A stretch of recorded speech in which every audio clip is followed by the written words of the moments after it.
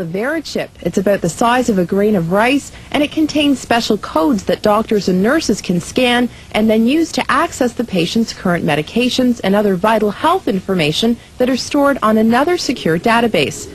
Each chip contains a unique 16-digit number that, when scanned, connects doctors to an internet database that retrieves medical records instantly. It was originally used for tracking lost pets, but the FDA approved VeriChip implants in humans.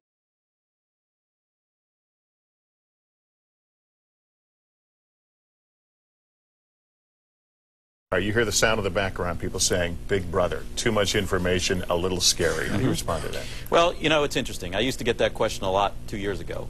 Today, we've gotten it a lot less. In fact, the Attorney General of Mexico and some of his staff have received this chip for security purposes.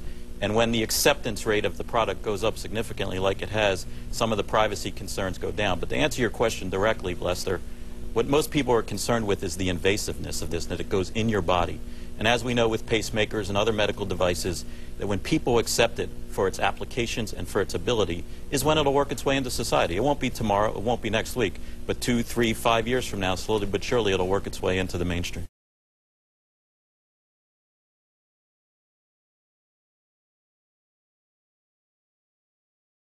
Sean Darks, chief executive of CityWatcher.com, didn't want to ask his employees to do anything he wouldn't do, so he had this chip embedded under his skin. The chip has an access code for admittance into a room holding security footage for government agencies and police. For Darks, the tiny chip is a security solution. No IDs for employees to lose. They can't. It's right there in their arm.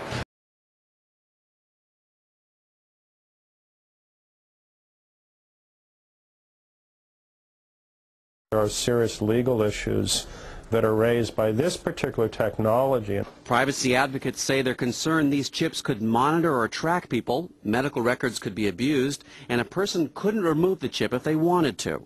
The Electronic Privacy Information Center's Mark Rottenberg is concerned that there currently are no rules that regulate or limit how this chip can be used. To suggest that somehow this is not personal information is simply misleading. It is very personal information. And less secure. The chips themselves don't contain any personal information, but they do contain a key to information. Unencrypted information that Jonathan Westhughes, a software developer in Canada, says he found relatively easy to copy, meaning he could become Sean Darks in the eyes of a machine if he wanted to. Well, they talked about, for example, electrical hazards. This thing is by no means inert. The way it works is it actually picks up and amplifies ambient electromagnetic energy from the reader devices. And if you have one of these things in your arm and you get within range of a powerful electromagnetic field, it can actually burn you.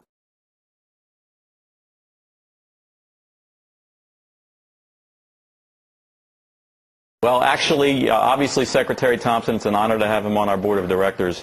And as he stated all along, when the infrastructure is in place, he will get a chip. That could be 2050. Let me finish. We now have over 60 hospitals that have agreed to implement the system, so that time is nearing. Now, right? And I spoke with Secretary Thompson yesterday, and we believe it's in the very near future that he will get a chip and then appear on your show to talk. You have a chip implanted. Is it underneath your right arm? It's in the right arm. You power up a scanner, and you simply scan the arm.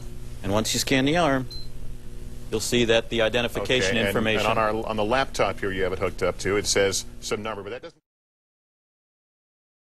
On the database about Scott Silverman, it'll have my driver's license information, it'll have medical information, it'll have financial information, and it'll have security information for ingress and egress into facilities. The critics would say, and I listened to it, and I'm trying to figure it out, but they use the "they" word a lot. Is there a vast RFID conspiracy out there that is they would say this is a slippery slope. This is the first thing. This is where you lull us into a false sense of security. We all get these things. And then the next thing, you know, I don't know. It's making like Soylent Green. Like the Trilateral Commission, or the whole world gets taken over like in Terminator 3 or something. Is anything, I mean, do we need to worry? There's no conspiracy, Joe. You sure? I'm sure. I'm looking at you. I saw your eyebrow. It twitches when you say that a little bit. And I'm looking back at you. Come off.